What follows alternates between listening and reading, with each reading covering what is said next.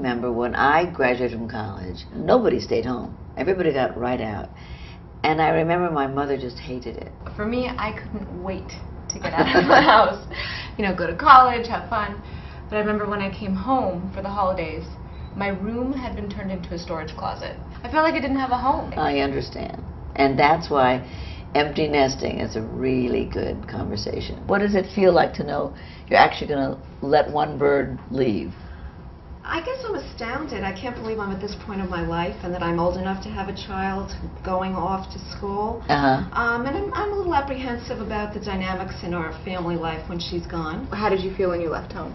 The day that I moved out was really, really tough. The second that I was like left alone in a dorm, not knowing anyone, was just really like heartbreakingly overwhelming. I'm glad that I got to be independent really early because I felt like it helped me.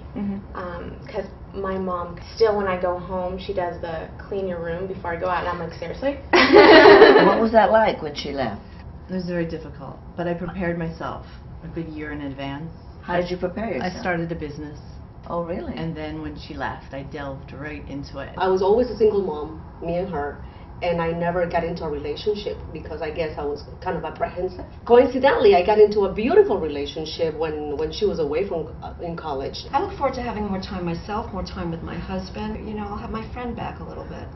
Your friend, your husband? My friend, my husband, Oh, yes. that's nice. Yeah. If you had to give advice to moms and reassure them somehow, They need to understand that just because we're away doesn't mean that we don't need them, and doesn't mean that we won't come back. I think that it is important, much as you want to give your child their independence, and they desperately, I'm sure, need that, that like that tie really never goes away, and that you want to feel that connection still. Is there any advice you have for the women who are just about to have their child fly out of the nest and Get a puppy. Did you?